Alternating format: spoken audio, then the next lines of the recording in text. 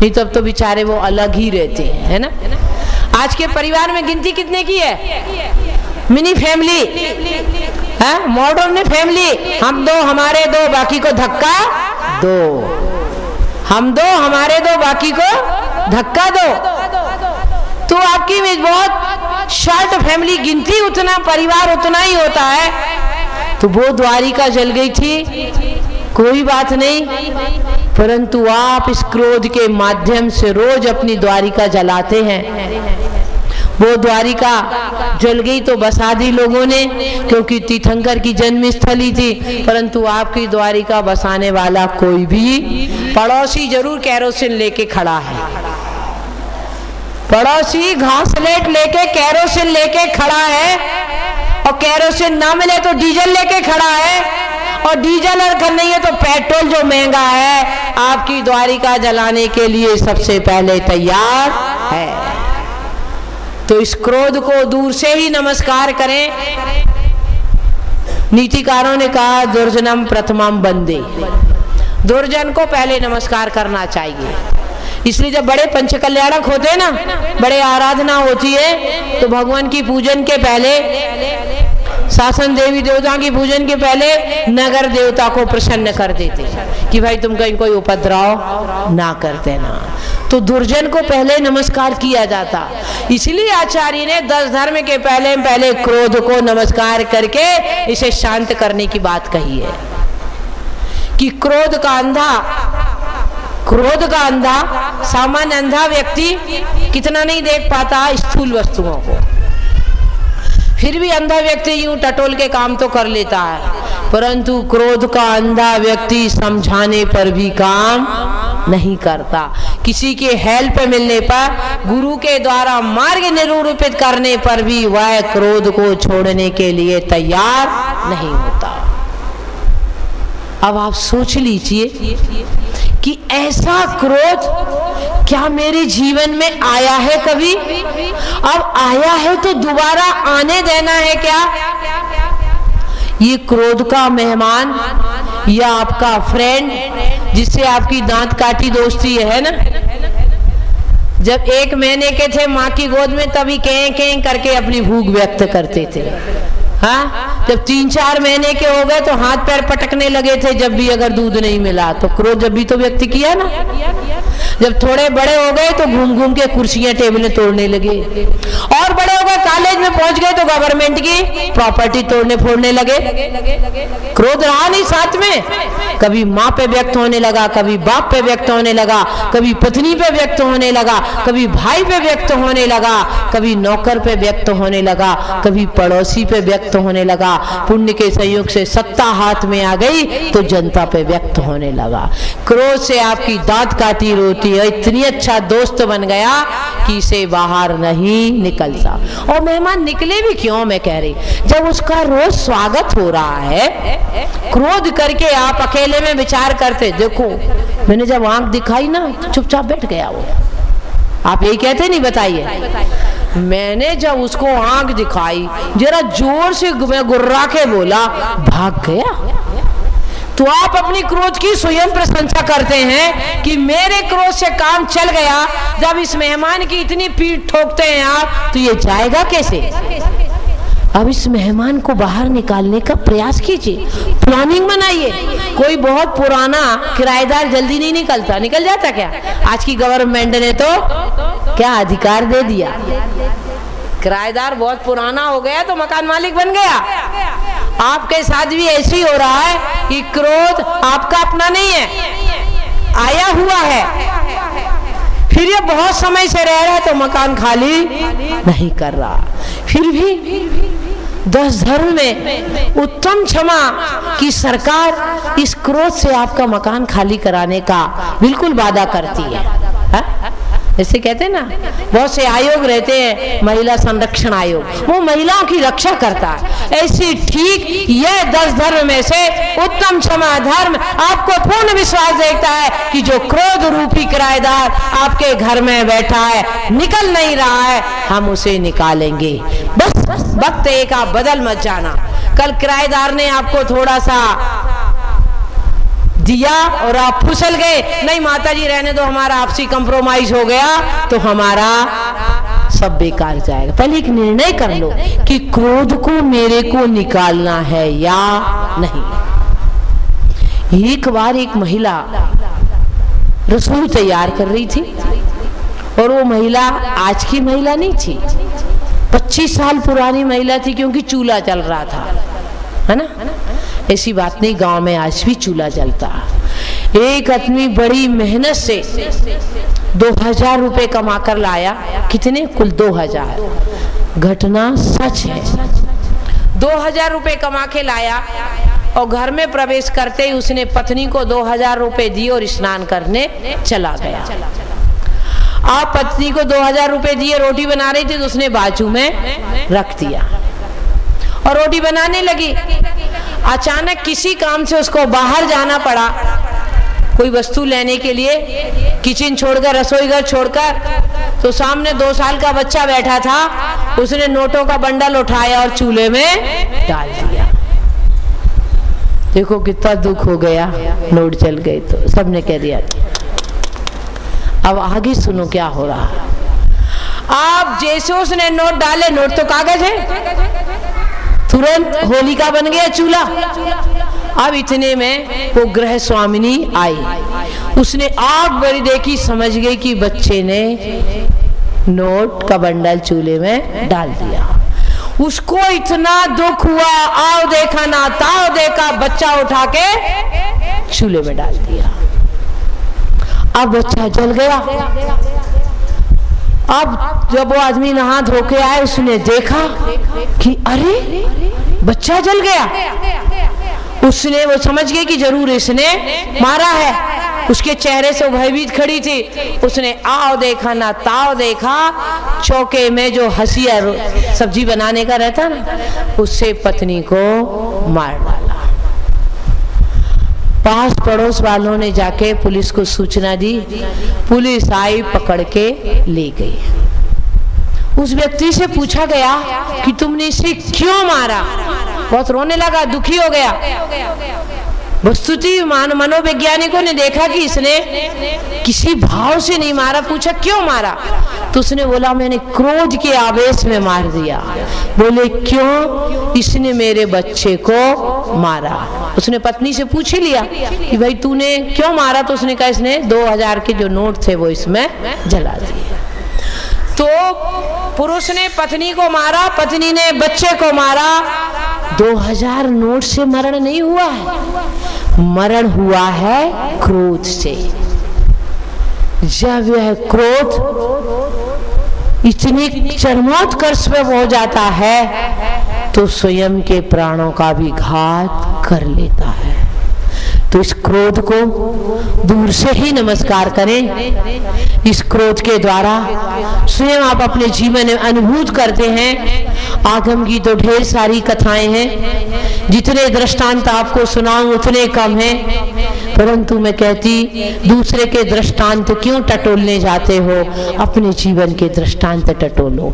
अपने जीवन से ही कहीं से कोई ऐसा उदाहरण खोज लो जो आपके ज्ञान चक्षु खोल दे। आप सोचने लगे कि इस क्रोध के कारण मेरे को कितने दुख उठाने पड़े।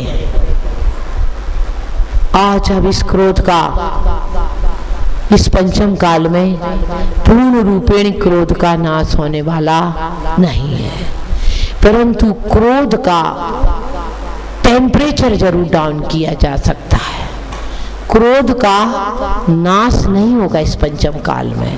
पूर्ण रूपेण क्रोध का अभाव करने वाले, पूर्ण रूप क्रोध का अभाव तो करते हैं मुनि महाराज, और पंचम काल में वह संभव नहीं है। कर्मों का क्षय है ही नहीं है, उपशम है, क्षय उपशम है। तो फिर प्रश्न ये आता है कि जब इस क्रोध को हम नष्ट नहीं कर सकते हैं तो फिर क्या किया जाए। इस क्रोध क्षमा की बातें सुन के क्या करें। तो आचार्य कहते कम से कम इस क्रोध का तापक्रम, टेम्परेचर जो इतना अधिक है उसको थोड़ा कम करने का प्रयास करें। वह क्रोध ना लाएं जो आपको भगवान का दर्शन करने ना दे, वह क्रोध ना लाए जो जिनेंद्र भगवान की वाणी पर विश्वास ना करने दे, वह क्रोध ना लाए जो भगवान की पूजा ना करने दे, वह क्रोध आपके पास ना रहे जो गुरुओं के सामने सिर ना झुकने दे, वह क्रोध ना लाए जहां आपको श्रावक की सठ क्रियाओं में आचरण करने का भाव ना बने। ऐसे क्रोध की आप तिलांजलि देने का प्रयास जरूर करें, क्योंकि अनंत अनुबंधी क्रोध का त्याग गृहस्थ जीवन में बहुत अच्छे से हो सकता। दूसरे नंबर का अप्रत्याख्यान है जो क्रोध, वह भी नष्ट हो सकता। इस पंचम काल में तीसरा प्रत्याख्यान क्रोध भी नष्ट हो जाता है, क्योंकि आज भी महाव्रतों को पालन करने वाले मुनि महाराज हैं। अनंत अनुबंधी क्रोध का क्या काम है? जो अनंत अनुबंधी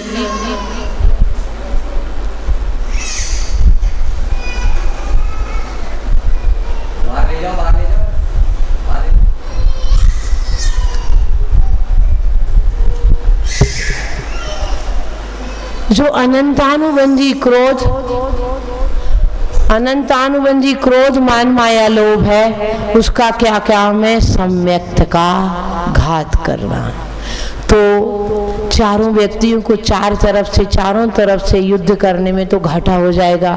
किस किस तरफ से हम बार का उत्तर देंगे, तो धीरे धीरे एक एक चीज पर हम हमला करके विजय प्राप्त करते जाए और आगे बढ़ते जाए। तो आज आपको क्या करना है? क्रोध को नष्ट करना। अब क्रोध करने की आदत है तो बहुत अच्छी आदत।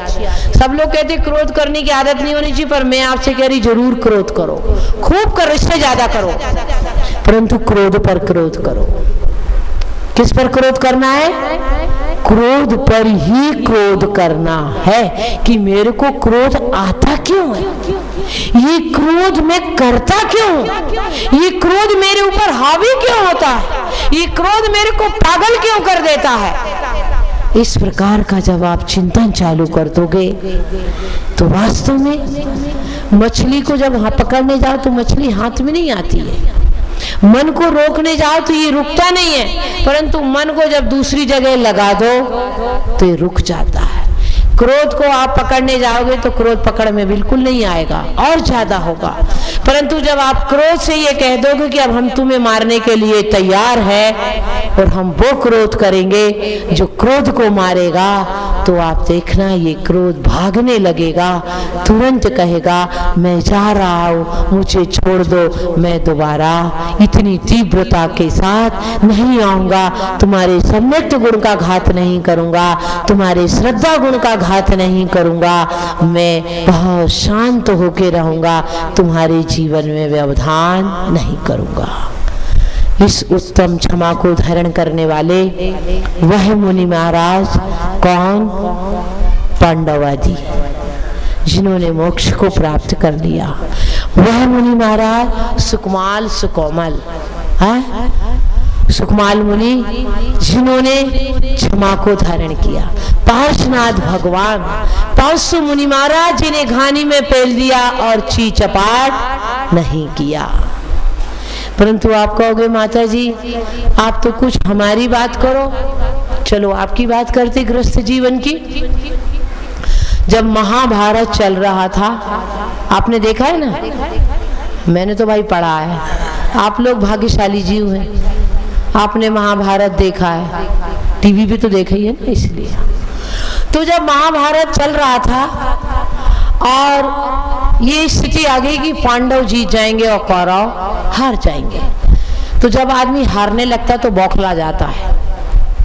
क्रोध आदमी जब ही करता जब हारने लगता तो बौखला जाता है। तो कौरव लोग बौखला गए और लेके अर्जुन के 5 बेटों को एक साथ मार डाला। अब जिस समय भीम को पता चला कि अर्जुन के 5 बेटों को मार डाला गया, तो भीम का क्रोध आप कल्पना कर लीजिए। तुरंत द्रौपदी से आके पूछते हैं कि बोलो क्या करूं, जाके इसके बेटे को पकड़ के लाऊं, इनके सब बेटों को मार डालूं क्या? तब द्रौपदी कहती है, क्या उनके बेटे मारने से मेरे बेटे जिंदे हो जाएंगे क्या? नहीं। जैसी मैं एक माँ विलख रही हूं अपने पुत्र के लिए, मैं नहीं चाहती कोई दूसरी माँ आंसू बहाए। तो गृहस्थ जीवन में भी क्षमा को धारण करने वाले हैं, जो संतान वियोग धारण कर लेते हैं। पंडित बनारसी दास जी का नाम आपने सुना होगा। उनके घर में चोर काली मिर्च का व्यापार करते थे।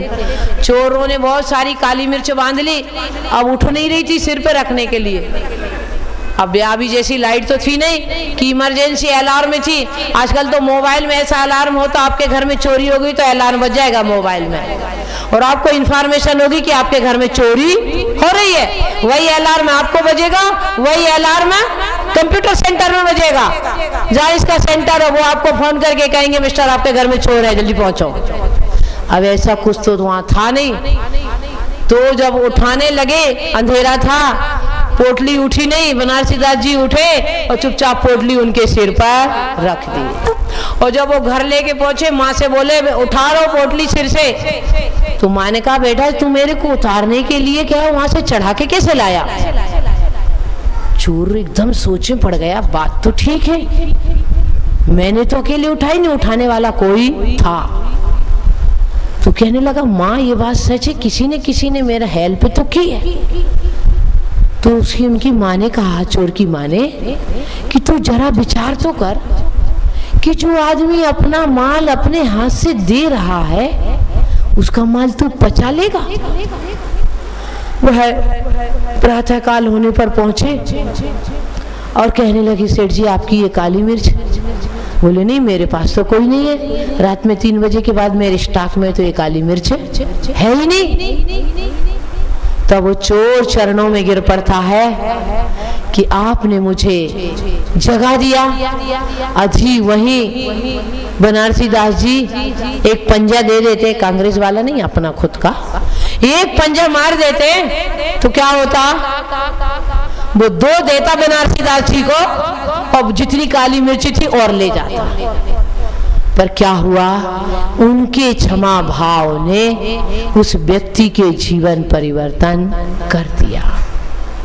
तो इस प्रकार यह क्षमा जो आप सुनते बहुत हैं, बहुत लेट आए, इसलिए अब इसको हम आधे में अंत कर देंगे, क्योंकि जब आप समय पर